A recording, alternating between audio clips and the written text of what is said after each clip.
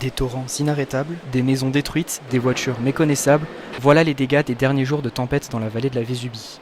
Déjà frappés lors de la tempête Alex il y a 3 ans, les travaux pour la reconstruction repartent à zéro. La colère se fait ressentir chez ses habitants. Tout le monde a peur. Il y a quand même des travaux qui ont été prévus depuis la tempête Alex qui n'ont pas été toujours réalisés. Les ponts provisoires, ils le refont maintenant. Mais c'est trop tard.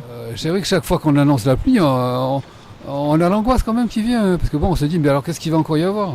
Nous sommes excellents dans l'urgence. Après, par contre, comme beaucoup d'habitants, nous sommes en colère pour l'incurie de nos politiques. La plupart des routes autour de la vallée sont inaccessibles, un quotidien compliqué pour tous. Les chantiers ont dû être réorganisés. Michel Turcot, coordonnateur des opérations de reconstruction de première urgence, nous explique. Merci madame, merci.